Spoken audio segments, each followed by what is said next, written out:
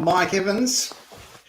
Hi, I'm Mike Evans from the Australian Security Academy, and welcome to what's happened this week in the investigation industry for private, government and corporate investigators. This is the weekly program that people that watch it and participate in it, we like taking statements and we like writing reports. It's kind of weird. Look, you won't believe this, but last week there was a person taking a statement and they got tired during it, and towards the end of the statement, they started mixing up their past and present tenses. Isn't that unbelievable? That's amazing. That will not happen with an Australian Security Academy student. You have my 100% guarantee. So what's been happening around the traps in investigations today? Well, there's been some great stuff with some industry associations. We'll just have a quick look at it. This week around Australia in the industry associations, the AIPI had a webinar about the Fraud and Corruption Control Revision Project. This was presented by Dean Newland and Peter Morris. This is a very interesting webinar. Dean and Peter made what seemed like a subject that was going to be very boring, rather interesting, with really good examples. If you're not a member of the AIPI, I'd really consider joining because they do really give back to the industry some excellent information. Over at the AILA, they've set up a series of upcoming events on their website for what's happening in the future. So they haven't got any in-class events, but they're doing a series of webinars. One of the interesting ones coming up is personal injury jurisprudence from the plaintiff's perspective, and that's been conducted out of Queensland.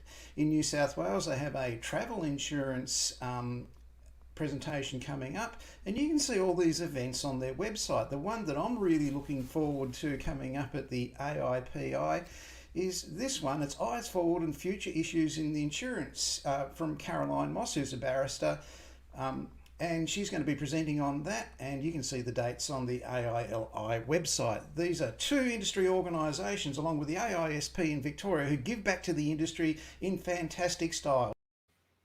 It's very hard to go AILA, AIPI, AISP, and it's even harder to say their full names, but I'll practice it and one day maybe I'll get it right. There's been some really big news. I was contacted earlier this week from an investigation agency, and they were talking to me about some stuff and, jobs, that sort of thing. You don't want to take it all from me. Look, I'm past it. I'm too old. We need to have some youth involved in this. It's really important. Take a look at me. I'm yesterday's hero. Yesterday's hero. That's all I'll be. Take a look at me. I'm yesterday's hero. Yesterday's hero. So we've invited along the professional who's not yesterday's hero. He's contemporary. He's right on the pulse of what's happening. Kieran, can you tell us all about yourself, please, mate? G'day, Mike. How you doing? Good, thank you.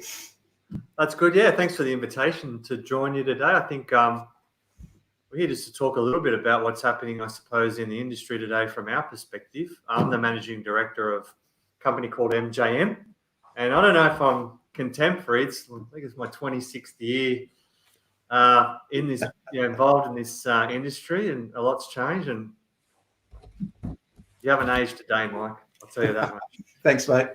Yeah. So, our focus as a company, mainly in the investigation space, is around insurance claims, and we're a national company and operating in all states. And this is our 32nd year in business overall. Originally a family company, and these days we're operating, investigating all types of insurance claims. To your point, Mike, I think a lot has changed, and there is a lot of different ways of completing an investigation these days. But for us, as a business, we're always looking for new people, always looking for interested folks who would like to join our organisation. But also, we like to keep abreast of what's going on through watching your program, and looking at different ways of doing things. So, being on a video right now is in itself an interesting experience, in saying that a lot of firms are now using this type of technology to complete their investigations as well. So That's something that's quite contemporary these days. You're one of the pioneers of video interviews in investigations globally, Kieran. We were lucky enough to, through our sister company in the UK, we were lucky enough to learn about that fairly early, and we adopted it. And pre-COVID-19, it obviously became fairly relevant fairly quickly. So it is something that we use regularly, and I think it certainly doesn't replace a traditional investigation, but it gives you more options. And some types of investigations are very well suited to it, and others require, being out there and engaging in the field. Okay, Kieran, so you've got some factual investigation vacancies in New South Wales this week. What types of investigations are they for, please? Yeah, Mike, we do actually have we're actually looking for investigators with ranges of experience but mainly around the personal injury space currently, particularly in CTP, compulsory third-party matters, vehicle accident injury matters, and workers' compensation matters as well. So, varying from physical type injuries to, workplace mental health claims and the like. Thanks, Kieran. That's fantastic. So if they want to contact you, people, you can watch the replay of this video. All you have to do is stop it, and you will see at the bottom of the screen, scrolling across, the contact to apply for work with Kieran's organisation. So the email address is there, or you can write to them, however you want to do it. You can visit their website. All that information scrolling under your screen. Just stop the video and type it into a search engine. Kieran, I know you're one of the busiest people in Australia. When I asked you to do this, you just said yes straight up. I don't think you knew what you were getting into. How you found 15 minutes on Friday afternoon, I do not know. We won't hold you up, but thanks very much for coming in. We really appreciate your support. Most welcome, Mike, and appreciate the opportunity. Thank you. Okay, so let's have a look at what type of investigations that Kieran's organisation does and what you might do as a CTP liability.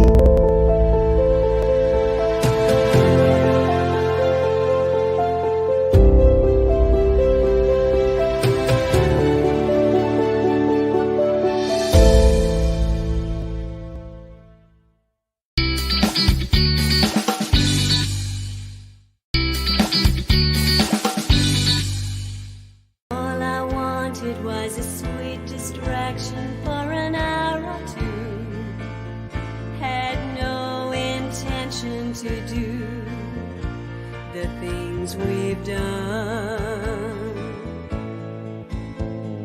Funny how it always goes with love.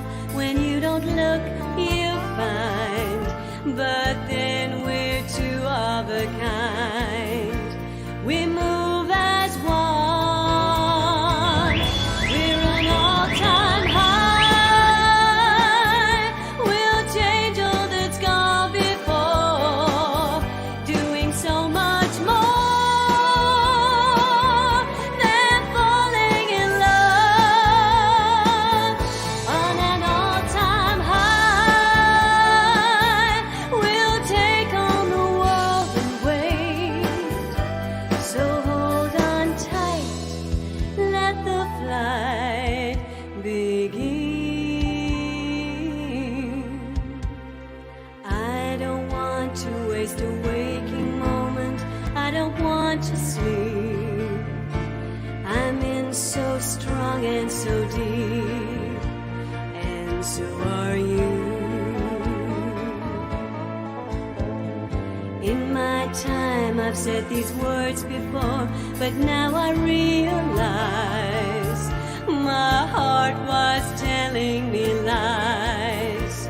For you they're true.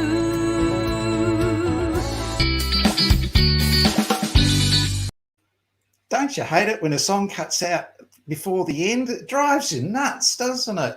Oh, well, that's just what happens when you've got an old person in charge of their dashboard with a busy program on a Friday afternoon. One of the things we're going to look at this week is our movie of the week. Now, we've changed the format this week to look at something different than a movie. It's actually going to be a series that's on Stan or Netflix and probably been on TV in a couple of areas. But we want you to have a look at this because it's got some important Australian investigation history. And it goes back to Melbourne in the 1980s when Hey, Hey, It's Saturday was a Saturday morning children's cartoon show. Now, a lot of you didn't even know that. That's kind of weird. It was a different world back in the 1980s. 4 years prior to it, in 1976, they had the Great Bookie robbery where $80 million, they believe, was stolen in cash in Melbourne in Queen Street. This led to a whole range of other things happening in Melbourne over the later years, and all those robbers that were involved in that, they were all dead by 1987 except one, and the last one was shot by police at Melbourne Airport in 1992. It was a time of guns and bombs and all sorts of strange things happening in Victoria. There was the Russell Street bombing, the Queen Street massacre. I'm not being flippant about this. This is history that Australian investigators know about. There was the Walsh Street killings, the Hoddle Street massacre. There was a whole range of embassies were bombed, police stations were bombed. It was a difficult time in Australian history. And they made a TV series about it, about the lawyer who was the defence lawyer for some of the main players at that time. So let's have a look at the intro to that TV series. We start asking around. Hey, your name? Hey, mate, Andrew Fraser. I'm here to see Dennis. Come up like a duck's ass. This is Mr. Fraser. He's my lawyer. Well, that's exactly right, Mr. Fraser. We want someone to turn up. Oh, I'll do more than turn up. I'll advise each and every occupant of their rights and ensure that they get representation. I assume you got a warrant? Look, they're giving me a hard time. You're going to fix it for me. Harming criminals on the premises isn't a very good look, mate. Well, yeah, I'll try anything. Yeah, go on, Dennis.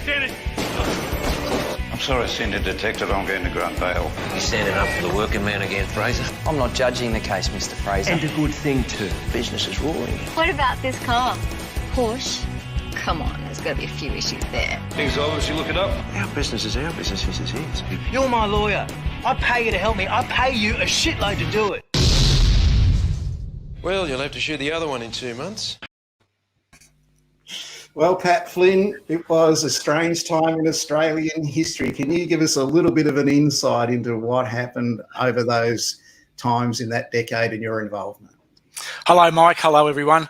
This week's movie is not a movie. It's a TV series. It's called Killing Time, and it's shown on Stan, and it centres around the activities of the Melbourne lawyer, Andrew Fraser. Andrew Fraser was prominent through the 1980s and 90s due to his involvement in representing many of the Melbourne underworld criminals during that time. He first became involved with the underworld when he started representing Dennis Allen and other members of the Pettingill family. In the 1990s, he went on to represent the Moran family, and then eventually he represented Alan Bond.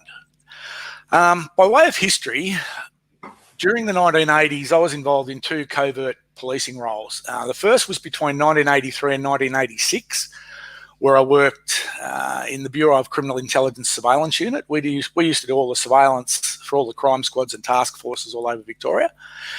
And the second was from 1986 to 1989, where I worked in the Bureau of Criminal Intelligence Technical Unit. We used to install all the listening devices and electronic surveillance devices in all the major investigations. Now, the 1980s was absolutely nuts crazy. During those periods, the Melbourne underworld criminals were particularly violent. Armed robberies were commonplace, both on banks and armoured cars, and that was a large proportion of what we did. We worked on various members of the Pettingill family for different offences. I even involved in operations working on Andrew Fraser and his involvement with them. Now, in order to get a bit of background in relation to the series, you need to have a bit of an understanding of the Pettingill family. Kath Pettingill was a prostitute who ended up going on to run brothels. She produced many children. I think it was 10 children she produced, a number of which became some of the most vicious and violent criminals that were active during that time. Probably the most dominant and prominent was Dennis Allen, who was nicknamed Mr. Death.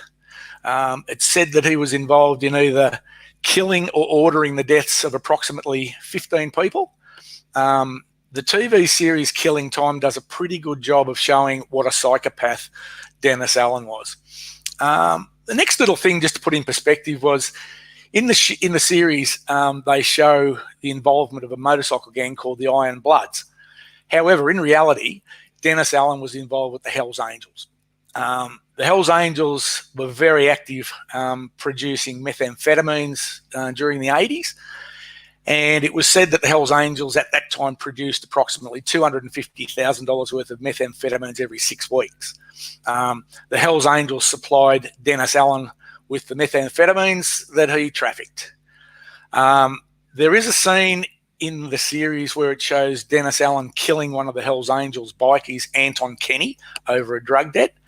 And it also shows how he disposes of the body. I won't spoil it, but what you see on that series is exactly how he got rid of the body, which again, it will show you what a psychopath Dennis Allen was.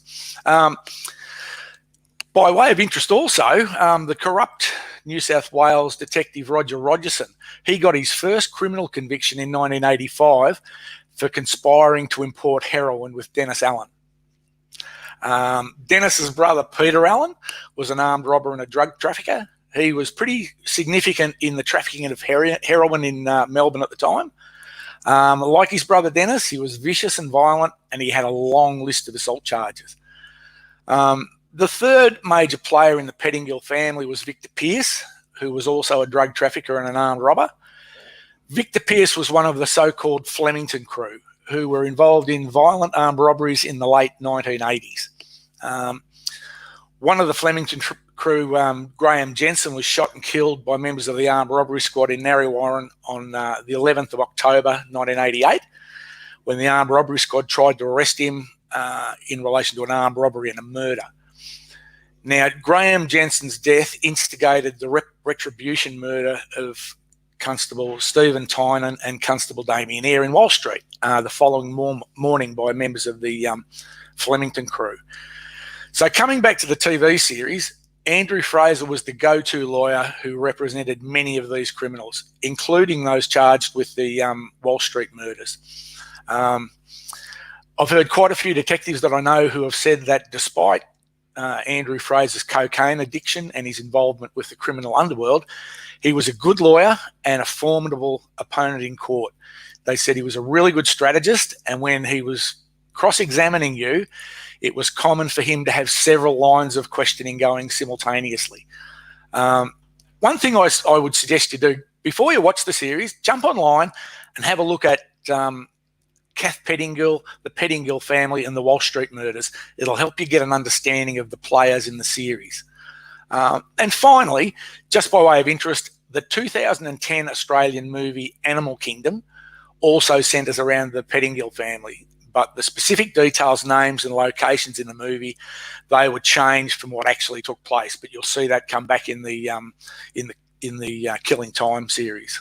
So that's a bit of an overview of the underworld in the 1980s. Fantastic. So Killing Time is our series of the week for investigators instead of a movie of the week. Pat, I want to put a surprise question to you. Oh. It's not rehearsed. Most of our students, Pat, they never get themselves into trouble. So the only time they sort of interact with police is minor misunderstandings when police thought they were speeding or something like that, or in a crowd in a COVID-19 situation or something like that. They never really get themselves into trouble. And so they don't really know a lot about policing. Sometimes they have a misconception about it. Now, 19 years in Victorian police, Pat. Yep.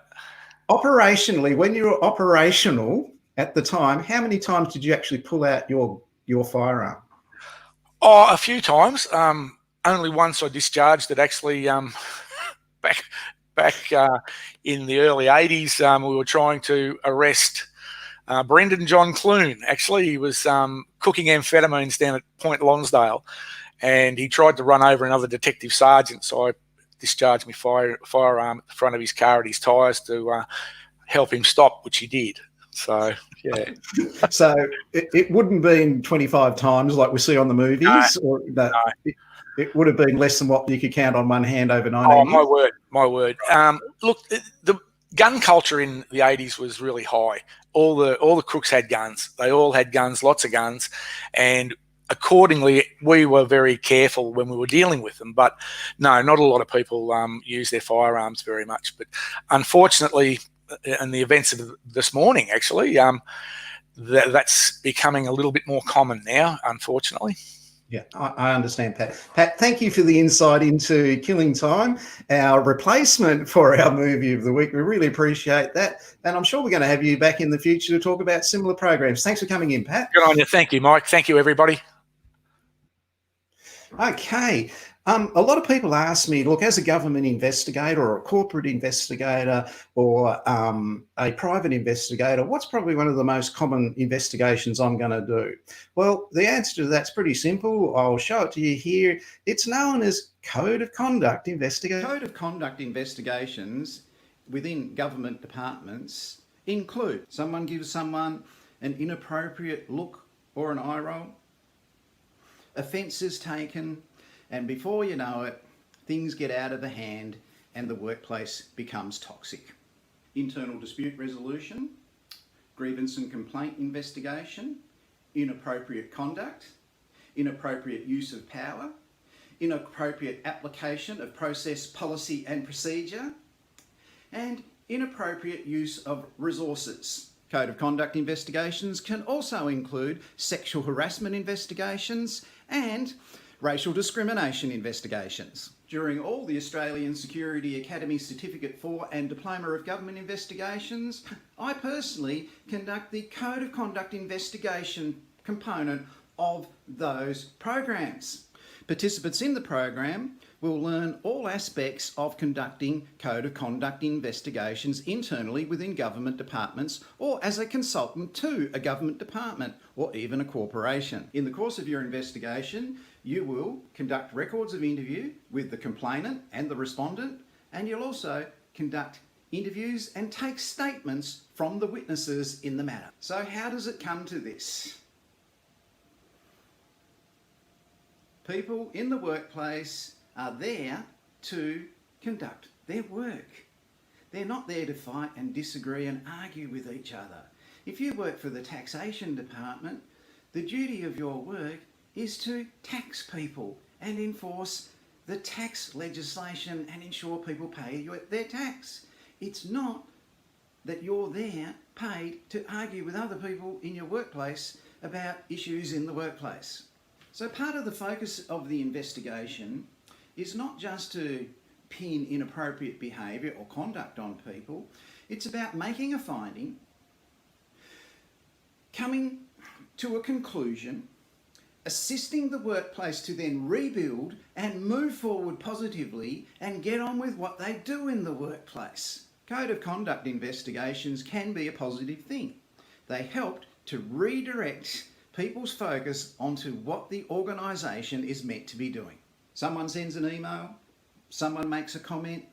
Before the matter develops into a full-scale psychological or psychiatric injury, the corporation or organisation will want to intervene and, as a result of the grievance and complaint process, institute an investigation to find out what is going on.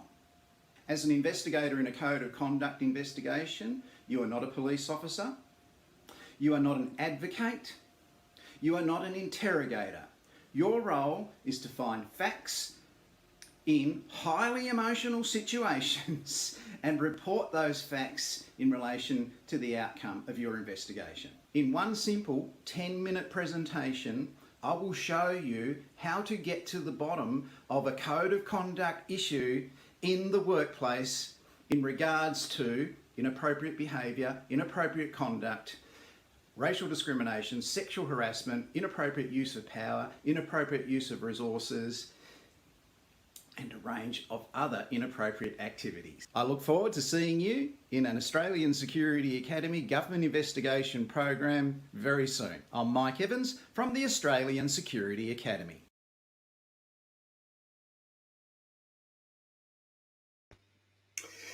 Well, that's the typical investigation that you will be involved in 2020 moving forward. Code of conduct investigations, they're very important. Everybody's concerned about their reputational risk and their insurance. Basically, investigators, that's really the end of the program today. If you're a loss adjuster, stick around. Here's what's happened since last week in the mess that's in loss adjusting in Australia right now, and it's on.